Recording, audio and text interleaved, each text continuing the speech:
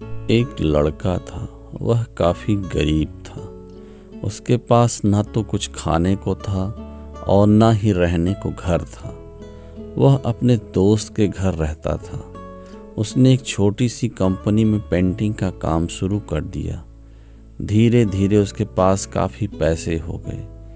बाद में वह काफ़ी धनी भी हो गया, लेकिन अभी भी उसके अंदर कुछ कमी थी। वह सोचता था वह छोटा है, तभी उसके माता पिता इस दुनिया से चले गए। उसने कभी प्रेम को नहीं जाना था। एक दिन जब वो अपने किसी काम से बाहर गया था तो उसे एक लड़की दिखी जो काफ़ी अच्छी और खूबसूरत थी। उसको देखते ही इस लड़की को उस लड़के से प्रेम हो गया। वह काफ़ी देर तक उस लड़के को देखती रही। कुछ देर बाद वह लड़की वहाँ से चली गई। कुछ दिनों तक यह लड़का उस लड़की को खोजता रहा, लेकिन वह लड़की न मिली। लेकिन नियत ने उस लड़की को इस लड़की को मिला दिया। वह लड़की इस लड़के के घर पर काम की तलाश में आई थी। लड़के ने लड़की को तुरंत घर में काम के लिए रख लिया। जब वह लड़की इस लड़के से मिलने आई थी तो उस समय इस लड़के ने कुछ शब्द भी साफ से नहीं बोल पा रहा था, जिससे लड़की को लगा कि यह लड़का गूंगा है। लड़का भी जान गया था कि यह लड़की हमें गूंगा समझती है। इसके साथ ही साथ यह लड़की समझ गई थी कि यहाँ लड़का इस घर का नौकर है, ना कि मालिक है। अब जब भी यह लड़का उस लड़की के पास जाता तो गूंगा बन जाता है। धीरे धीरे वह लड़की इस लड़के पर काफ़ी रहम खाने लगी। अब उसे इस लड़के के लाचारी पर प्यार होने लगा, लेकिन फिर वह लड़की एक बात से डर कर पीछे हट जाती थी। इस लड़की के भी माता पिता बचपन में ही मर चुके थे। इस लड़की को इस लड़के चाचा ने पाला था और वह चाहता था जब तक जिंदा रहे यह लड़की उसके खाने और पीने का पैसा दे।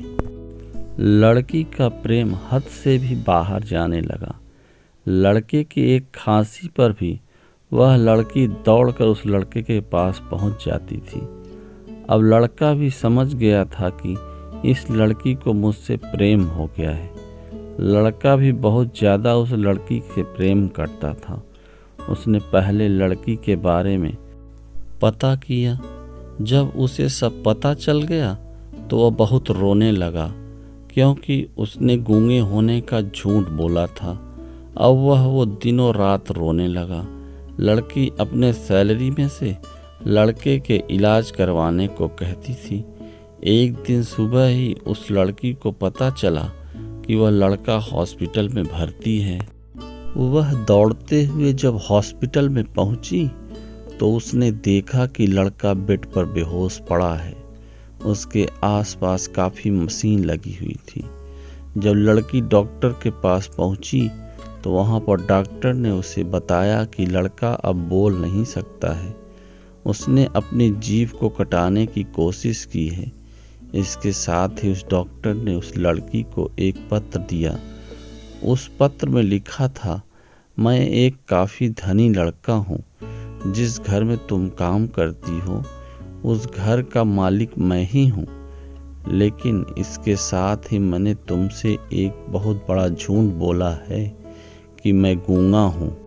अब इस झूठ का प्रायश्चित करने के लिए मैं ऐसा काम करने जा रहा हूँ। इसके साथ ही तुम मेरे घर से मेरे मैनेजर से पैसे लेकर अपने चाचा को दे देना और एक नई जिंदगी की शुरुआत करना।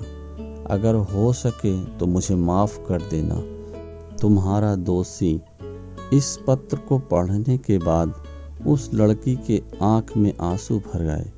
वह दौड़ते हुए मंदिर में गई और उसने भगवान के सामने कसम खाया कि जब तक उस लड़का बोलने नहीं लगता तब तक वह कुछ नहीं खाएगी, भले ही वो मर क्यों न जाए।